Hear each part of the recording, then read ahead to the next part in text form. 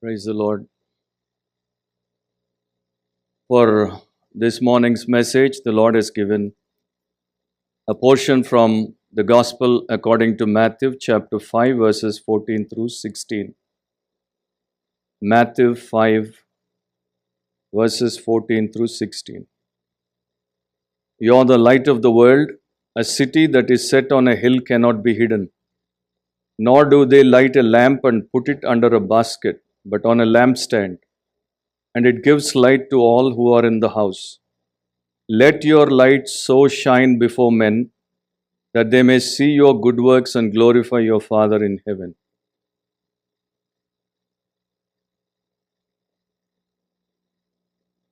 Let's pray. Loving Heavenly Father, we thank you once again for this time. We thank you for the worship service till this moment. Now we commit ourselves to the Spirit's leading and the ministry of the Word. We pray that the Word will come alive to each one of us and bless us. We commit the whole message into your care. In Jesus' precious name I pray. Amen. In related to the topic that we are dealing from Friday evening, we are looking at the theme of the gospel of the kingdom. And this morning, as I was praying and preparing, the Lord laid this message on my heart. Of course, it was there in my prayers for quite some time, but I got it confirmed and I'm about to share it with you. Now, we all know from the Gospel of Matthew, chapters 5, 6, 7, they are very, very profound chapters because those three chapters consist of the sermon that Jesus gave on the mount, which is also known as the Sermon on the Mount. That is the greatest sermon that a preacher can ever preach, and there is no other sermon that could match that sermon. And in that sermon, in the beginning of chapter 5, we see from verse 3 onwards to verse 10, we see these Beatitudes. And after giving the Beatitudes, the Lord began to speak about the kingdom citizens. Now he's talking about the kingdom, he's talking about the kingdom principles, he's talking about the kingdom people. And when he spoke about the kingdom people, he was addressing his own disciples. And here the Lord gave them the blessed precepts. Not only the blessed precepts, but at the same time, he gave them the best pictures. The citizens of the kingdom of God must understand these blessed precepts, and they need to keep those best pictures in their mind, in their life, so that they can contribute totally all that God expected from them to the kingdom that is going to last forever and ever. In Matthew chapter 5 verse 13, he spoke about you being the salt of the earth.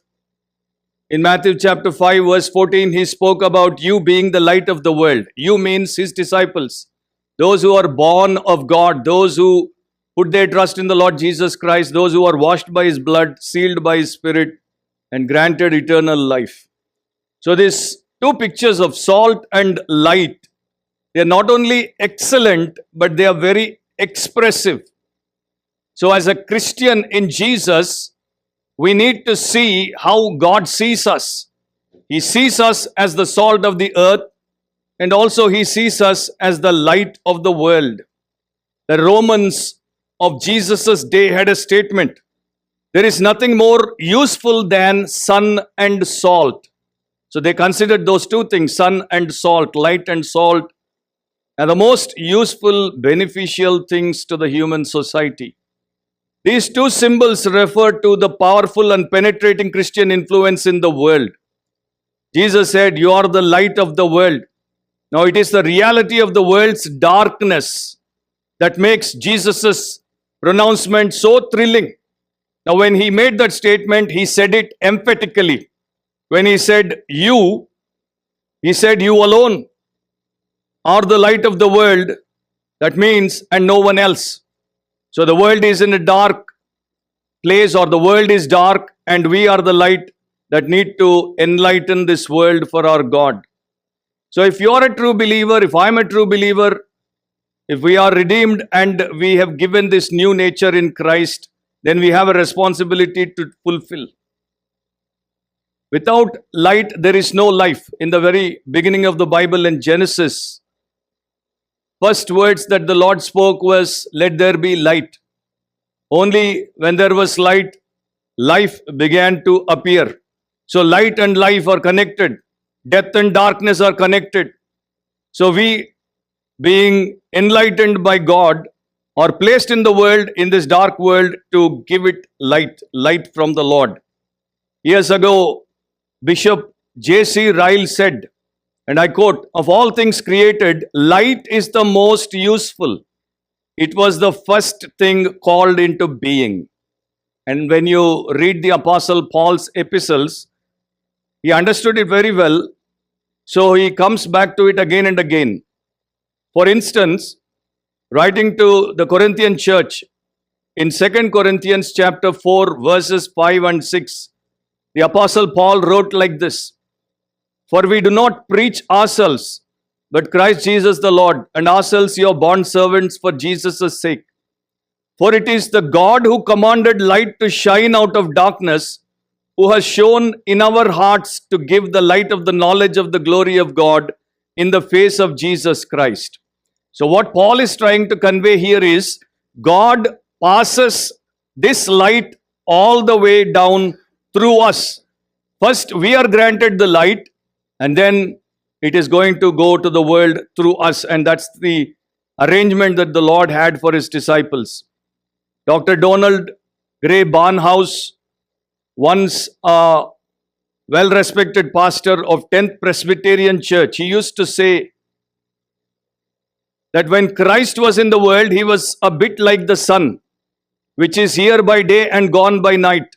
The sun gives light, but when the sun goes down, the moon comes up. The moon is a bit like the church. The moon shines too, but it only shines because it reflects the sun's light. Jesus said, "I am the light of the world," in John 8:12. But again, when he spoke to the same congregation or the crowd, in John 9:5, he said something which is very important for us to consider or understand. He said, "As long as I am in the world, I am the light of the world." What does he mean? He's saying, as long as I am in the world, I am the light of the world. But when I leave the world and go back to the Father, then you're going to take my place. You're going to represent me, and you're going to be the light of the world.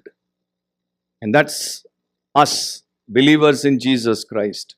So we are to function as light, removing darkness in our world. Light is a miracle. Darkness cannot drive out darkness. Only light can do that. Now, when Jesus was speaking to his disciples, though he was on the mount, he was speaking to his disciples. He was delivering this sermon near the Sea of Galilee. Less than 100 miles to the south, there was a community known as the Essenes. The Essenes called themselves as the sons of light. They were a very pious people who adhered strictly to the Mosaic law, trying to keep all of the commandments. But they did this by isolating themselves, hiding themselves far away from the society. And they did not have anything to do with the society. They had no touch with the society at large.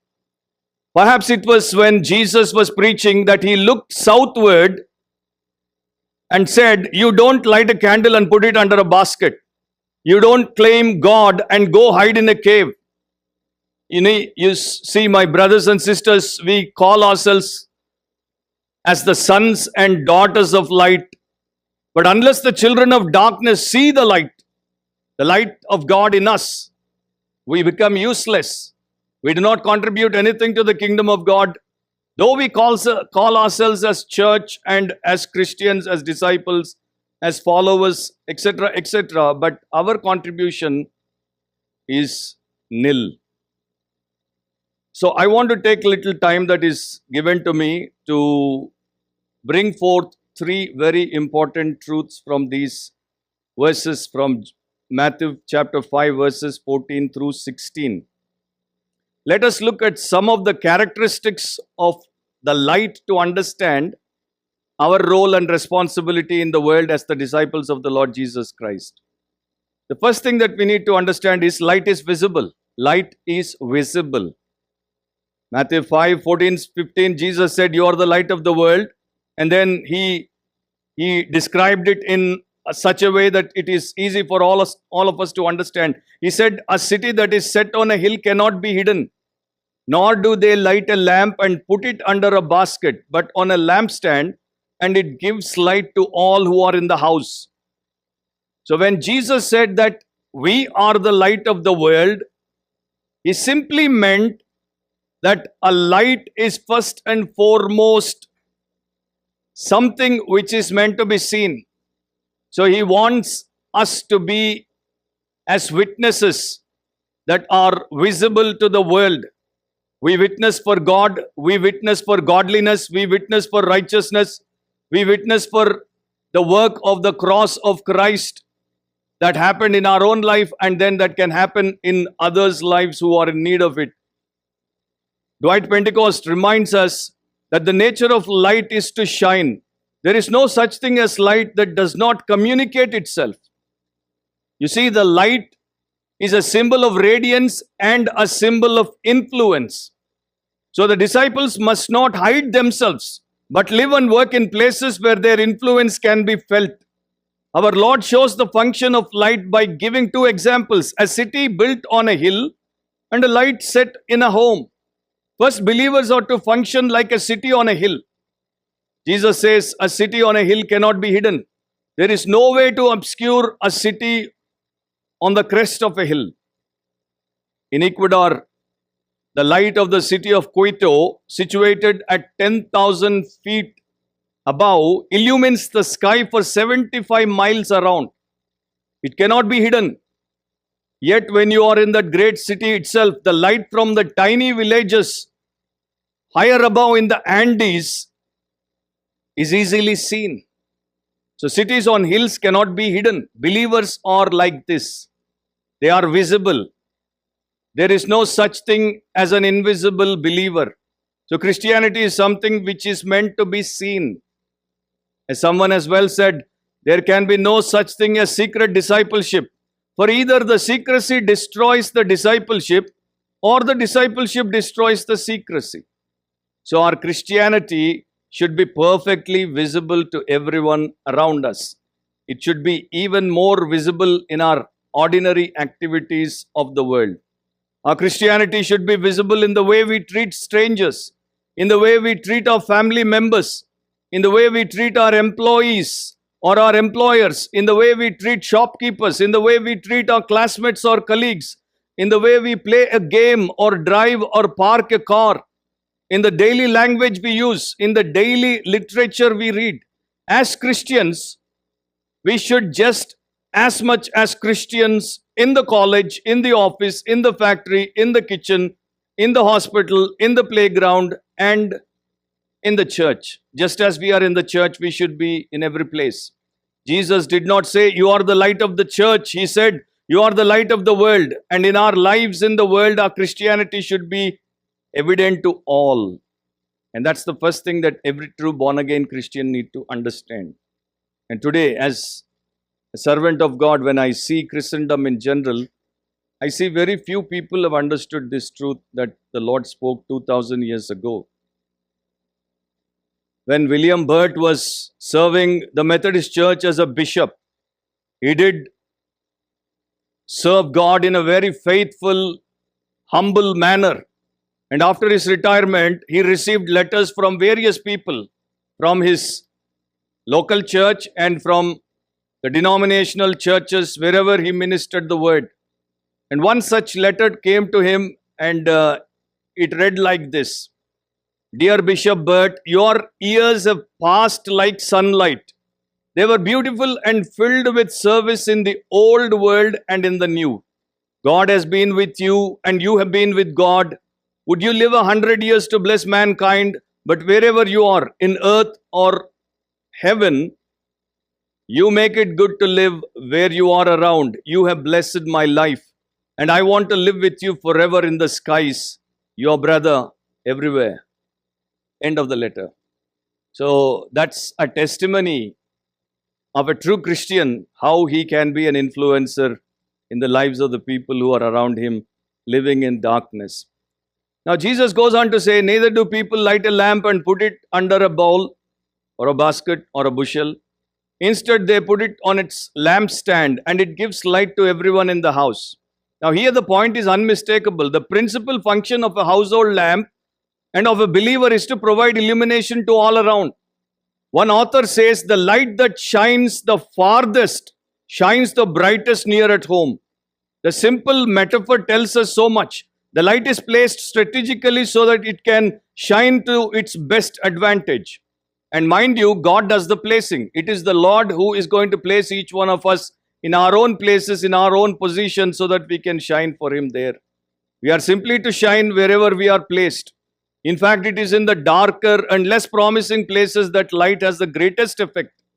God calls us to shine where we are, brighten the corner where you are.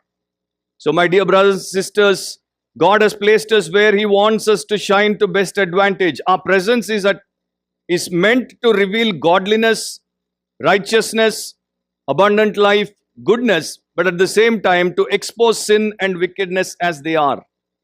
Dr. Martin Lloyd-Jones once said, if we find in ourselves a tendency to put the light under a bushel, we must begin to examine ourselves and make sure that it really is light.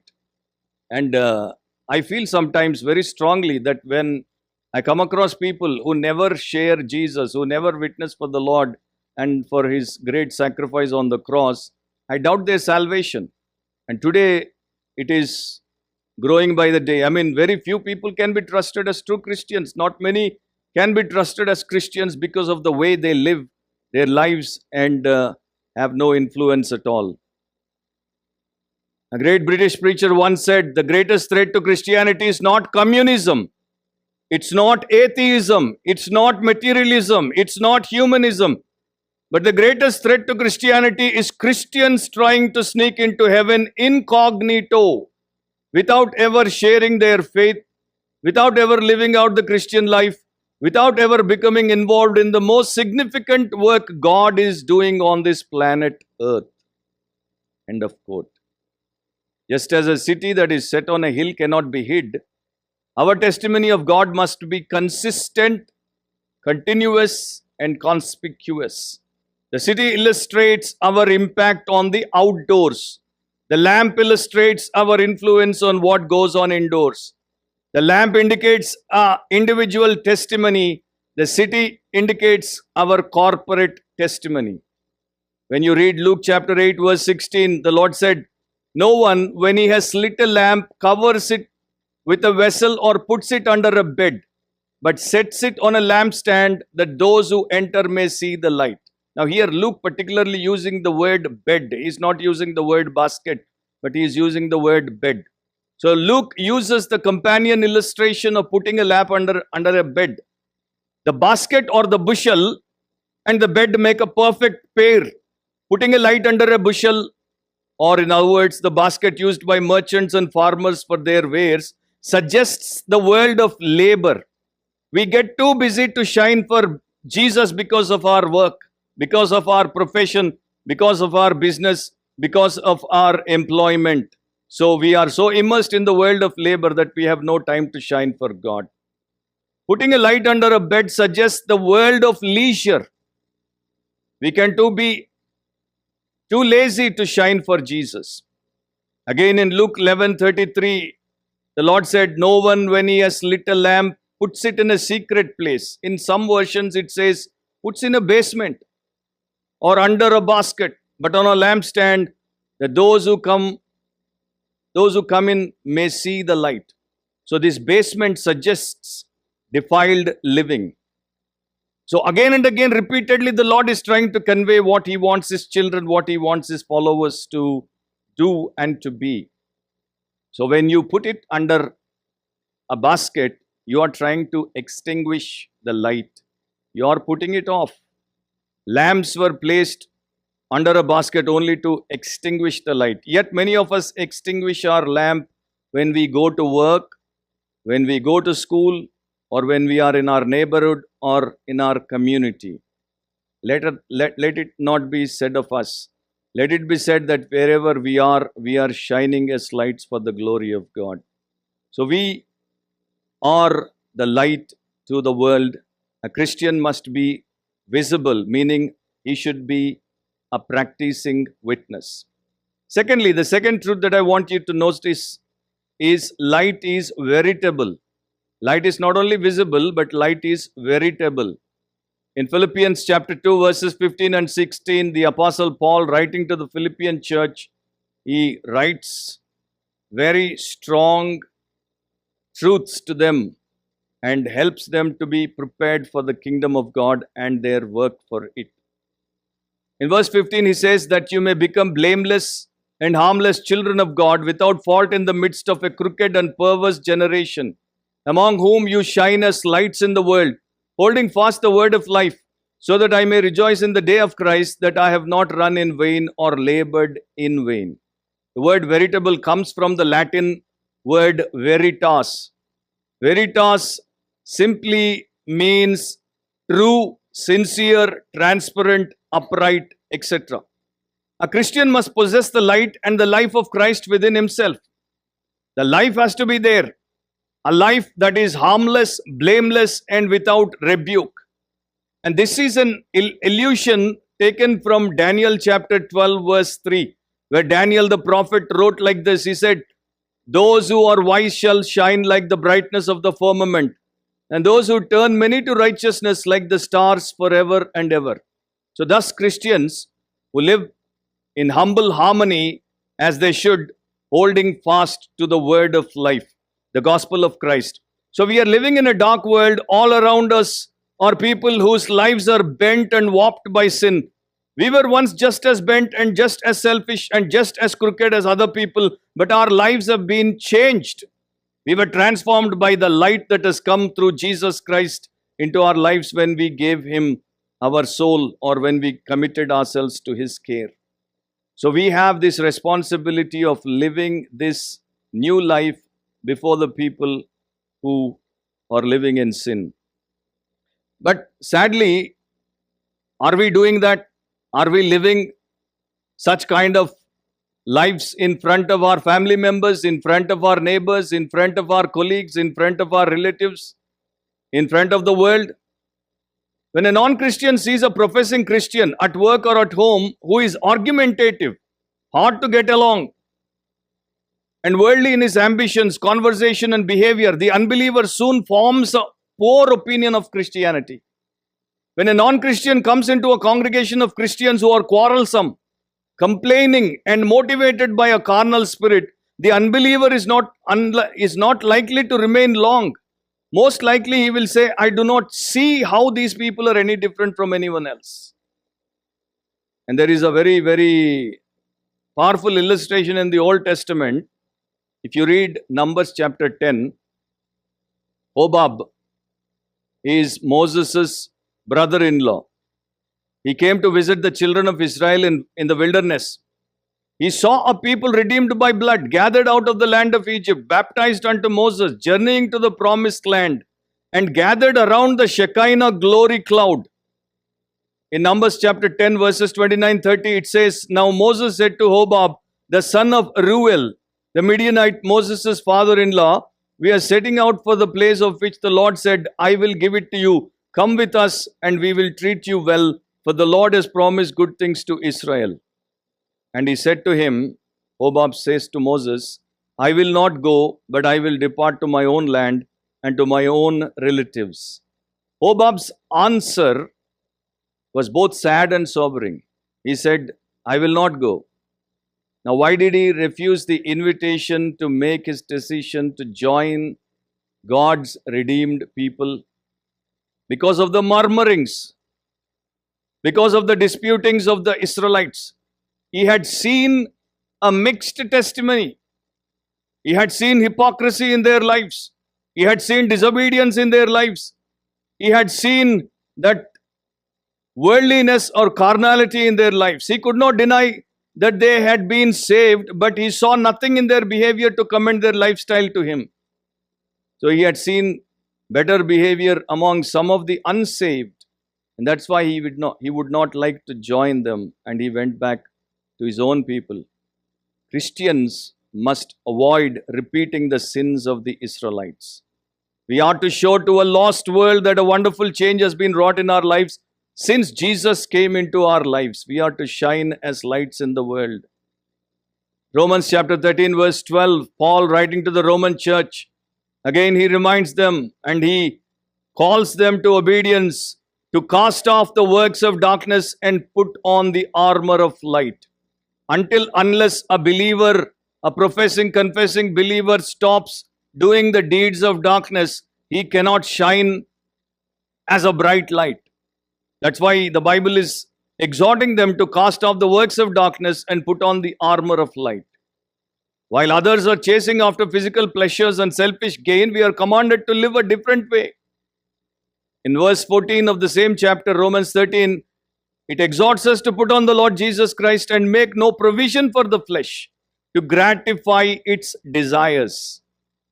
Christian virtues must be developed and be displayed in the world, and that's a dire need of our day.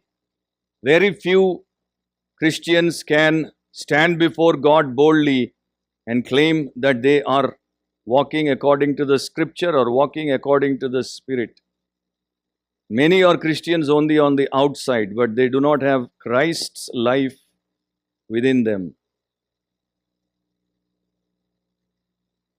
Oswald Chambers, the great man of God, he speaks something beautiful in his book, and I quote from him. Please listen carefully what he is conveying to all of us. He says, light cannot be soiled.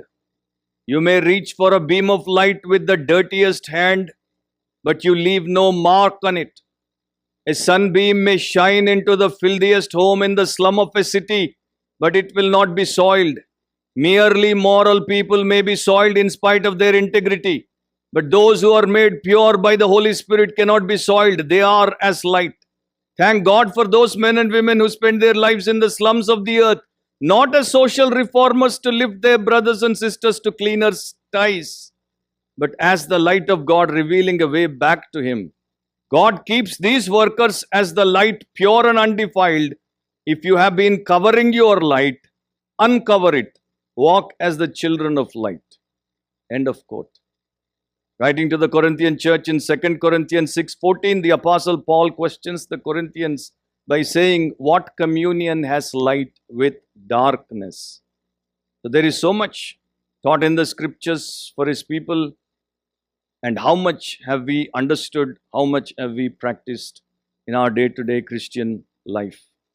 Genuine faith in Christ turns a man from darkness to marvelous light. This morning also, when we were having that exhortation taken from Colossians, we thanked God, we praised God, we worshipped God for translating us from the kingdom of Satan to the kingdom of His Son. God brought us out of darkness into His marvelous light. And He Himself said, we are the light unto the world. Now, are we living like that? Do we have aims and objects, desires, and our speech, our actions, showing this divine light to the people around? In John chapter 9 verse 5, He said, as far as I am in the world, I am the light of the world. But once I leave, you are going to be the light of the world. So Christ need to be seen in a Christian. There is a song in Telugu. I don't know how many of you know it, but it's a very well-known song. Andaru nalo Kristuni chuda. I want everyone, all, to see Christ in me. A Christian must show Christ to the world, because Christ now is seated with the Father in heaven. So taken together, the two statements mean that we are to be like Him. We are to be like Jesus. We have to point people to God by being like Jesus. Our light is a reflected light or derived light. It does not originate from us. But however, I believe the scriptures teach that the light is more than reflected, that we in fact become light ourselves. For example, if you turn your Bible to Ephesians chapter 5 and verse 8, there the Apostle Paul writing to the Ephesians, he says, for you were once darkness, but now you are light in the Lord. Walk as children of light. So God took the darkness and made it as light. And then he says, live out the light that you are. G. Campbell Morgan said the church did the most for the world when the church was the least like the world. I liked it. The church did the most for the world when the church was least like the world. So what contribution are we giving to the kingdom of God as a church, as an individual Christian? 2 Peter 1:4 tells us that we participate in the divine nature. So if we are truly participating in the divine nature, then that needs to show, and that light should be reflecting to the people around us. Light drives away darkness and does not compromise with it. An old Indian proverb says it this way: a candle at night does not confirm. It says to the darkness, I beg to differ. So we as Christians, we as God's people, it also says in Colossians, we have an inheritance in the saints of light, I believe.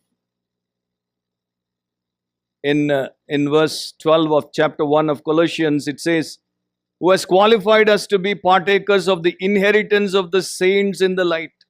So God has made us partakers of the inheritance of the saints in the light. So we need to show that influence to the people around. God is light and in him there is no darkness. So we also need to live a sincere, sin-free life where our light is brighter, and as the days goes by, it grows in its brightness. But the problem that today we have in many Christians' lives, as a pastor, as a servant, I come across various kinds of Christians, and the one complaint that most of the time people tell me is that they struggle with their sin, personal sin. They are struggling with some kind of personal sin. It could be a bad habit, it could be something that is pulling them down and defiling them repetitively. And we need to guard ourselves from that, because when this sin enters into a Christian's life, it will damage him and then it will destroy his influence. The moment sin grows in us, light grows dim and we lose our influence. So we need to guard our spirit, we need to guard our soul, we need to guard our heart, we need to guard our mind, we need to guard our body, we need to guard our will, and we need to commit ourselves to God so that we are kept holy. In Matthew 5, we know that Jesus said, blessed are the pure in heart. And in Matthew 5, Jesus again said, blessed are those who hunger and thirst for righteousness. I believe with all of my heart that those people who are pure in their heart and those people who hunger and thirst for righteousness, these are the people who are going to shine as brightest lights in the world. So for us to function as the light of the world, we must possess the life of Jesus in us and let it show. It is said of Fenelon, the great Christian of ages past, that his communion with God was such that his face shone. Once Lord Peterborough, a skeptic, was compelled to spend a night with Fenelon in an inn. In the morning he hurried away saying, if I spend another night with that man, I'll be a Christian in spite of myself. Fenelon's manner, his voice and his face reflected so perfectly the glory of Christ that he was irresistibly attractive to even the worldliest and the vilest of humanity. And finally, the third truth that we need to consider here is light is viable. Light is viable. Viable means capable of working successfully, useful or profitable. So Matthew 5:16, the Lord said, let your light so shine before men that they may see your good works and glorify your Father in heaven. In the Greek, there are two words which are primarily used in the New Testament. The first Greek word is agathos, which simply means a thing that is good. Agathos means something which is good in quality. And then there is another word which is kalos, which means that a thing is not only good, but it is also captivating and beautiful and attractive. In Matthew 5:16, Jesus used the word kalos. He didn't use the word agathos. He said, you must do good, and that good must be captivating, that good must be beautiful, that good must be attractive. Your good be so powerful that it should bring people to glorify God. So, in what way are we doing good deeds in front of the world so that they could come to glorify our God? The tragedy of so much so-called goodness is that in it there is an element of hardness and coldness. Either Christians have become hard or Christians have become cold. But instead of that, if Christians live by the love that is poured out into their hearts by the Holy Spirit, this good can happen and this can bring people to glorify God. Our good deeds ought to draw attention not to ourselves but to God. Our goal should never be to bring recognition to ourselves but bring glory to God. There's a fine line between being a light and putting on a show to get attention. It's the matter of the heart, it's a matter of our motive. Dr. Alexander Maclaren said, candles are not lit to be looked at, but that something else might be seen. Let me say it again. Candles are not lit to be looked at, but that something else might be seen. God made us light to the world so that people would not see us, but people may use us to see Him and people may glorify Him. And that's the part as a Christian you and I need to play in this world. We are placed here with a purpose to enlighten men and women around us, and once they are enlightened, they should be glorifying, exalting God Almighty. Like John the Baptist, he said, I must decrease and he must increase. In other words, he is saying, don't look at me, look at my God. But we all know that very few people we find both in clergy and in the pew, pulpit and the pew, where people are like John the Baptist. Many try to grab the glory. In John 5:35, Jesus said he's speaking about John the Baptist, and he said he was the burning and shining lamp. Now, understand what the Lord is saying. He's not only shining, but he's also burning at the same time. So to give light, John the Baptist was burning. He's losing his life so that he can give light to the world. So it costs us. It's not easy to be a light unto the world. It's not as simple as you memorize that verse. You have to invest your life. You have to invest yourself. You have to sacrifice. You have to consecrate. You have to say no to many things so that God can take you and use you to bring others to His kingdom of light. Evangelical preacher William Romaine in the 18th century, when he was appointed as rector in a church in London, there was opposition to his appointment. Right at that point in time, to his amazement, a publican who is not even a born-again Christian, he came to support him. And he was very strong supporter of William Romaine. And then one day, Romaine went to this man who is an unbeliever, a non-Christian, to thank him. And he said, I want to thank you because you were my supporter more than my own brothers and sisters in the Lord. And you don't even know my father. And then that man, that unbeliever, that publican, he said, which is very beautiful, he said, indeed, sir, I am more indebted to you than you to me, for you made my wife, who was one of the worst, the best woman in the world. What more a man or a woman can hear? That's the greatest testimony that William Romaine got from a publican. So nobody can argue against that. God said, let there be light, when the earth was shapeless, empty, and filled with darkness. Jesus said, I am the light of the world. And as He prepared His disciples, He said, you are the light of the world. So He passed on the baton to us. Now we understand what our part in God's work and in God's world is.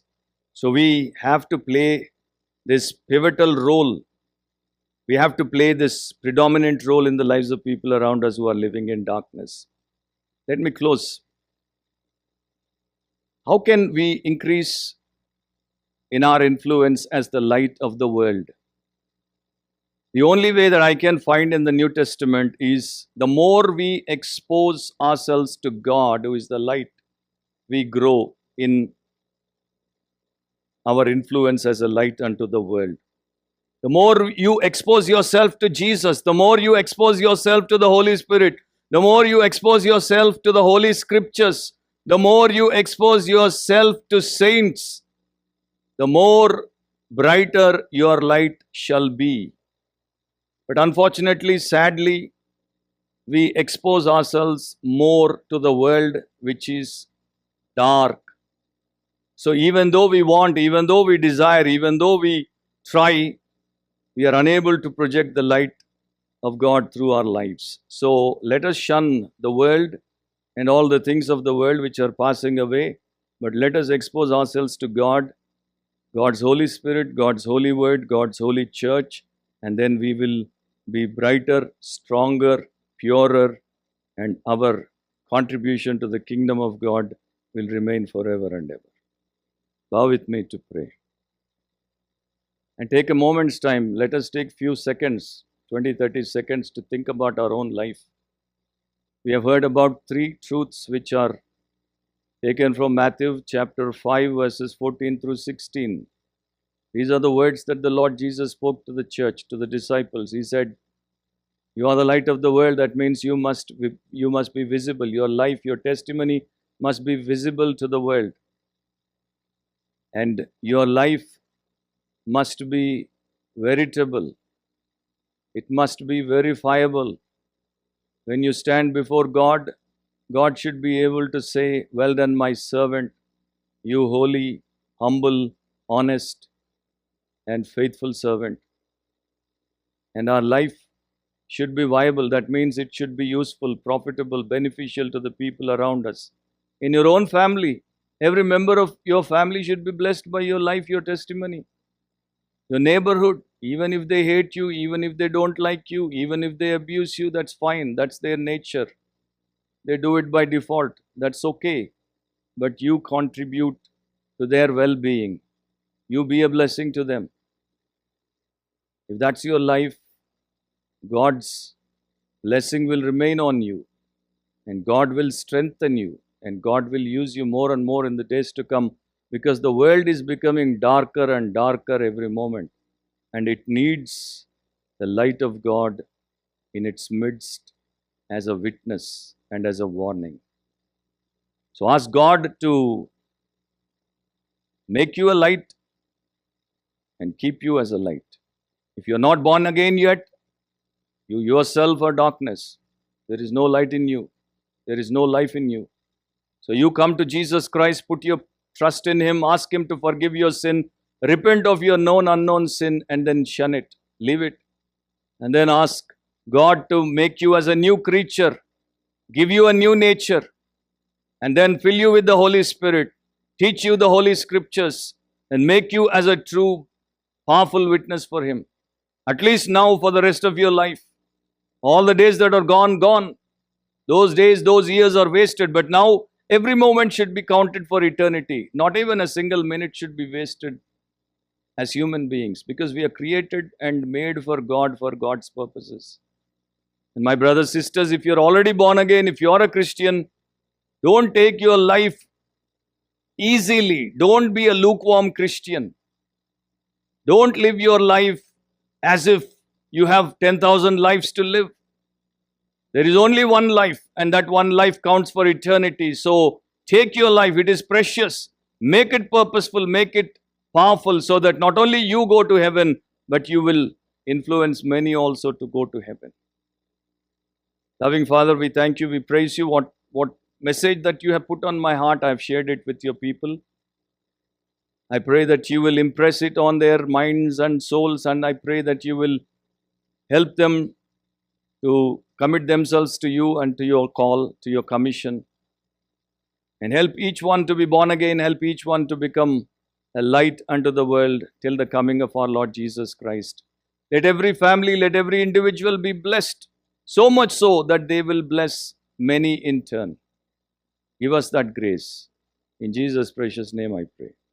Amen.